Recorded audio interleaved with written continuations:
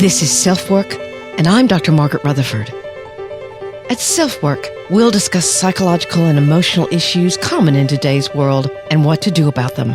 I'm Dr. Margaret, and SelfWork is a podcast dedicated to you taking just a few minutes today for your own self-work. Hello and welcome to SelfWork. I'm Dr. Margaret Rutherford. I'm a clinical psychologist, and I've been in practice for about 26 years here in Fayetteville, Arkansas. I started podcasting about 2.5 years ago because I wanted to reach all kinds of people, wanted to extend the walls of my practice to those who might already be in therapy. In fact, one of the reviews I got this week say I actually listened to it right before my in-person therapy session with my therapist. I found out so much about myself that I never thought about, and now I want to work with her on things you talk about. Thank you. That was great. I also want to reach those of you who might have recently been diagnosed with mental illness of some kind, or you're having a relationship issue that's confounding or difficult, because I've done a lot of couples work as well. But that third group is a group that might never darken the door of a therapist, but are interested enough and need help enough to listen to a podcast.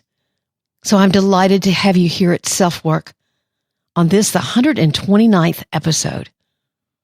To those of you who've been listening for a while, you know that I like to focus on what you can do about it.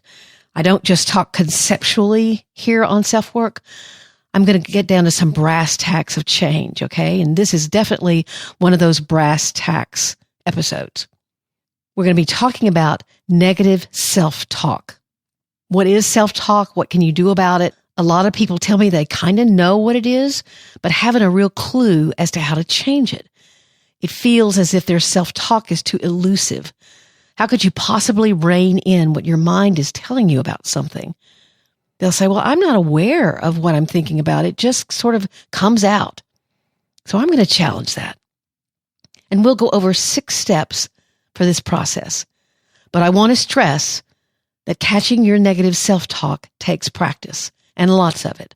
So please be patient with yourself. I don't want you to criticize yourself for struggling with negative self-talk. That's a double whammy. Our listener email today is from someone who's not getting over a divorce and links it with not having access to his emotions. And interestingly enough, he also calls himself one of those people who'd never darken the door of a therapist. It's proof that I reach one, I guess. Probably more of you out there.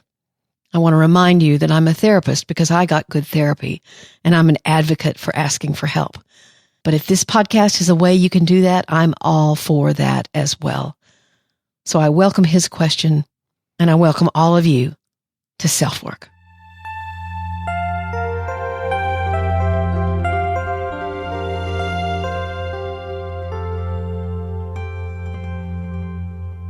Self-talk. What is it? We use this term a lot in our culture, but what is it really, and how can you change what seems entrenched in the back recesses of your mind? Think about being in one of those huge box-type stores. I usually have a panic attack when I go into one of those, like Lowe's or Best Buy or something. There's probably some kind of music in the background, which usually you don't even listen to or barely notice. They used to call it elevator music. Then all of a sudden, a song comes on from when you were in high school and falling in love, or a song that you remember dancing to at your wedding, or the song that you sang over and over when you were getting a divorce just so you could hang on and survive. All of a sudden, or so it seems, you hear the music. You're paying attention. Self-talk is like that elevator music. It's a running dialogue that's always taking place in our minds. It's the editorial section that notices, corrects, or redirects our thoughts in a certain direction. It's a function or a role that your ego plays. Now, what is your ego?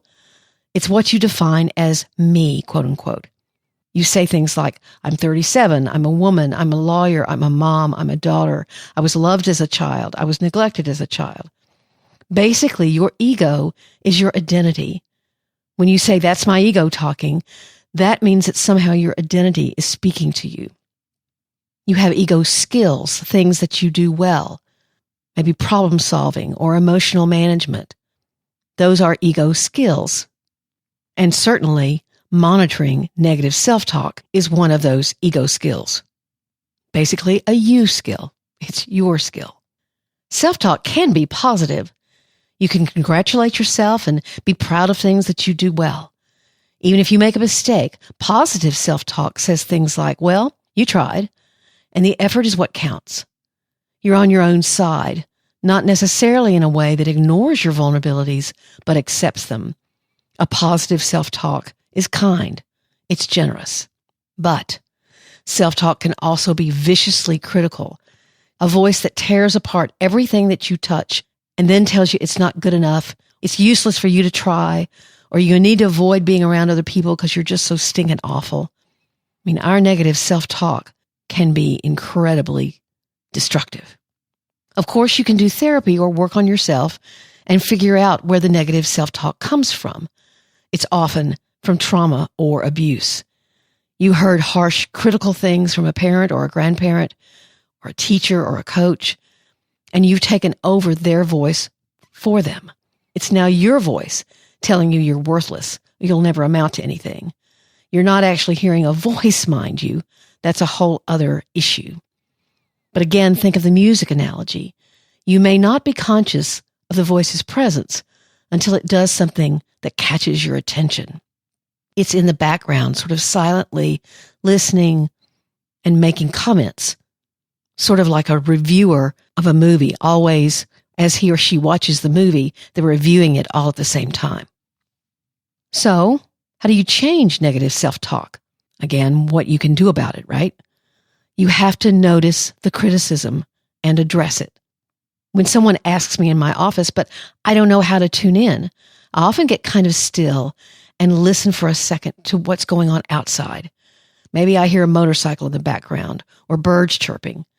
Maybe my air conditioning just turned on. Just something I didn't notice before I paid attention, and I'll ask, did you just hear that bird? Can you hear the air conditioning? Well, yeah, but I didn't pay attention. And my response? Right. Our unconscious minds are always on, always listening. But until we tune in, we just don't notice. That's the same as self-talk. You can train yourself to listen. You begin to change your negative self-talk patterns when you pay attention to what you're ignoring. You make what may have been largely unconscious, conscious. And that takes practice. When you stop and think about it, if we were always aware of this reviewer in our mind, we'd probably go crazy, no pun intended, because it would be constant babble in our head. So you can't listen to it all the time. I'm sitting down here in my basement and I'm looking at a piece of needlepoint embroidery that my mother and my grandmother did, and I could get lost in the reverie of thinking about them. But I notice it. My reviewer says, oh, that was made by your mom and your grandmother. But I go on. I'm focusing on the podcast. But your mind is always noticing things, always giving you information if, again, you want to listen to it. It's a running dialogue. So, what are the steps to confront negative self-talk? I said in the intro that there are 6. Here we go. First, you tune in. You start by beginning to take just a few minutes to settle your mind and heart, and then listen in. Where does your mind go? What is the trail it leads to? First, you're thinking about the baseball game that you have to bring cookies for, and your negative self-talk is reminding you that you better bring better cookies than you did last time. You notice that, and you say, I've been pretty hard on myself. Then you wait for the next editorial comment. You're not being hard on yourself. You didn't try as hard as the other moms to do something special. That's your critical voice talking to you. You notice it again. What you'll see is that if you have a severe problem with negative self-talk, the litany will continue almost non-stop. Your own mind won't give you a break.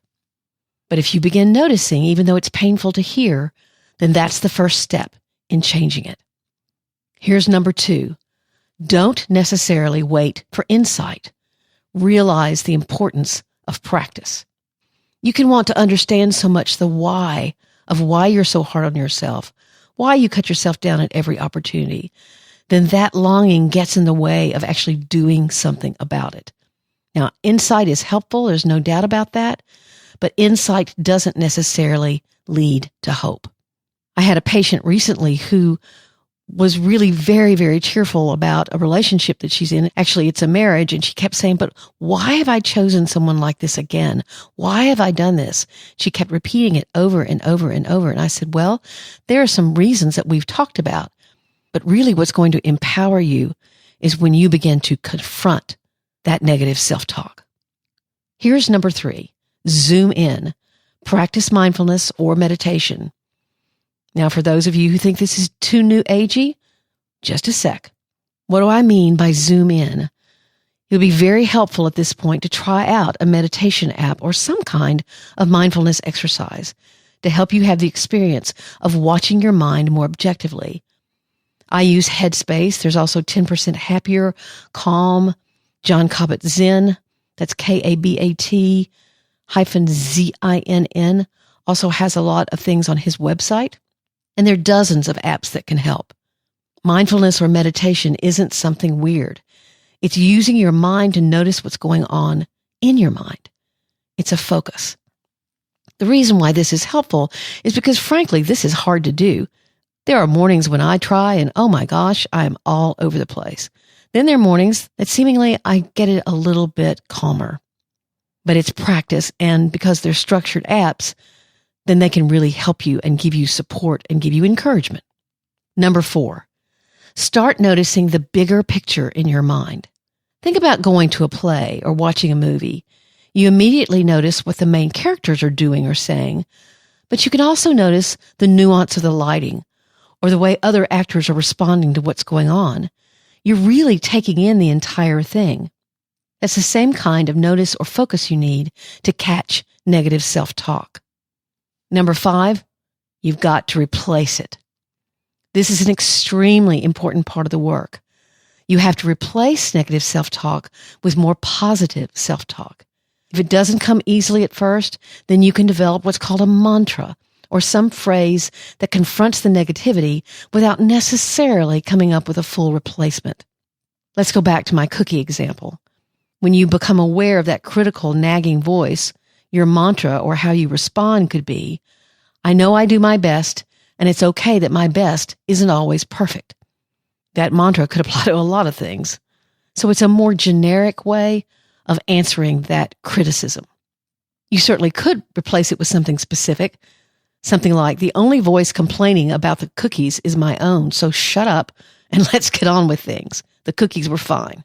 So you can do specific redirections and address that shame and that criticism of your negative self-talk. Again, I'm going to stress this takes practice. It can be such an entrenched habit to say negative things to yourself. The 6th step is the one I've repeated about 14 times so far. Practice. All of this takes repetition and practice. Depending on how long these patterns of thought have been there, you may have a long road to travel as you uproot them. But it can be done with kindness, self-compassion, generosity. Of course, you want to take responsibility for mistakes. When your critical voice is right and you've done something selfish or stupid, offer an apology and go on. That's your conscience talking. But negative, constant self-talk can steal any chance of believing in your own worth. And that is a waste of your life. I want to make sure and stress again that I am not advocating not trying to understand where the negativity comes from. Of course, it's important to go back and connect with whatever trauma or loss was created so that this is the message you got about yourself. There's a lot of work there to be done. I did an episode fairly recently about journaling, and I noticed that so many of you have tuned in. Journaling, therapy, reading other books, honoring your trauma and your pain. All of that is important. But without changing your behavior, without practicing replacing your negative self-talk, that pain can continue. Good luck to you. It's worth it.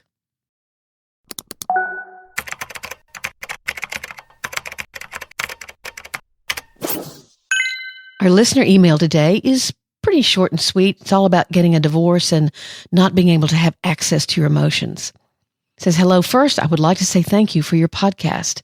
I'm one of the people you talk about at the beginning of your podcast about not going to a therapist. Yet in listening, I have identified with perfectly hidden depression, and after listening to you, I need to find someone to talk to. Do you have any suggestions on how to deal with perfectly hidden depression on my own? I was married and got divorced because she had an affair. I never dealt with the real emotions that I had and have held on to them for many years. I've been in one serious relationship since the divorce, and it has come apart due to my lack of trust and not feeling I was good enough for her. I would never open up to her and tell her how I felt, even when she would want to find out where our relationship was going. I would like some information on how to deal with this. Thank you again for your podcast. It's helpful. So here's my response. I'm so glad that you've reached out and doubly impressed by that since you're someone who identifies with perfectly hidden depression. Thank you for taking the first step to truly get emotionally divorced. Getting over an affair can be quite difficult when you stay married to that someone and the two of you work it out. But when there's a divorce following an affair, it often leaves these huge emotional scars of distrust, feeling at fault, anger that has nowhere to go, because you never hear the other person take responsibility for their choice to go outside of the marriage, or for the two of you to try and talk about what might have been going on in your marriage between the two of you that at least set the context. If there are kids involved, you see her a good deal, maybe talk with her about the kids, and it can serve to stir up old feelings that haven't been addressed, or you detach to the point of trying not to feel anything. There are plenty of tips online about learning to trust someone after you've been betrayed. All you have to do is Google learning to trust after divorce. But if you're not someone who knows how to connect with feelings at all, then that can be quite difficult. Some of the men I've worked with have found that if they carry around a list of emotions with them, that it's helpful. And I'll give the link of one from Therapist Aid. And when you're struggling, you know there's a feeling there, you can look at your list. Journaling can also be very, very helpful. You have to be willing to try to sit for a few minutes and write not about the facts of your day, but what feelings were attached. This gives you practice in just getting those feelings out, shaking them out a little bit and trying to say, well, I just know I was mad. Well, what made me mad? When did I get mad? Have I been mad like this before? Is this situation similar to when I've been mad before? Am I mad because I feel stuck in the past? What would help me go forward into the future? You ask yourself all these questions about the feeling and then write about it. You can also do what's called a trauma timeline. You can look back at your life from the very beginning and make a literal timeline of all the things that affected you, both positive and negative. I do have an episode on this as well. This trauma line could include your parents' divorce or getting bullied, moving a lot, whatever. And then you begin to ask yourself, how did this affect me? How would it affect anybody? That may help you see how you became someone who shuts off emotions if they become too painful. As far as trust goes, trust is a choice. There is never no risk involved. You can never know today what you'll know tomorrow. You have to trust yourself to make the decision. When you care about someone, you literally are giving them the power to hurt you, but also the power to bring you joy. If this woman you're interested in wants to be in your life, you can ask her to give you the time you need to let go of what you're dragging around from the past. Of course, a relationship with a therapist can be very helpful because you may experience something there that you've not found elsewhere. Someone with whom you can be safe as yourself. One of the joys of doing this podcast for me is when I get an email that says, I would not have gone into therapy, or I haven't been in therapy for a long time, but in listening to you, I realize that I need a safe place. I need somewhere that I'm going to be listened to, occasionally confronted, at least gently, but I'm going to say, this is the direction I want to go. Can you help me? And of course, asking for help is something that people with perfectly hidden depression don't do very easily or well. But there's always the first time. I'm so glad this listener got in touch with me, and I hope my answer is helpful.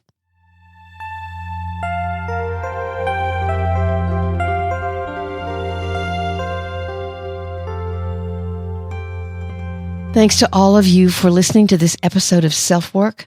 I've had quite an exciting week with a book on perfectly hidden depression. I've received some endorsements that I'm quite excited about. I'll tell you about them soon. I want to have them in my hot little hand. I don't want to jinx it by saying they're coming and then they don't. There are plenty of ways of getting in touch with me. I love the emails you're sending me at askdrmargaret@drmargaretrutherford.com. I will answer them. I've started a Facebook group, a closed group at facebook.com/groups/selfwork. That's facebook.com/groups/selfwork. And of course, it means so much when you leave a rating or review, especially on iTunes, since it's such a large venue, but really anywhere you listen. Especially the written reviews, as I've said many times, give me specifics about what you like, what you don't like, any and all of that. You can subscribe at my website, which is drmargaretrutherford.com, and you'll get a weekly newsletter that will include this podcast as well as a weekly blog post. And that's a handy way of just keeping in touch. And you can join me for something fun over on Instagram. I've been doing 100 things of what I've learned as a therapist. Actually, by this time, it may be done because I vowed to do 100 days. But I've enjoyed it so much that I'm going to continue doing it to a certain extent. Maybe not every day, but almost every day. So thank you so much for being here. Work on that negative self-talk. Replace it with some positive self-talk. Tune in, zoom in, and experience what you can experience having a much more secure sense of self. Take very good care. I'm Dr. Margaret, and this has been SelfWork.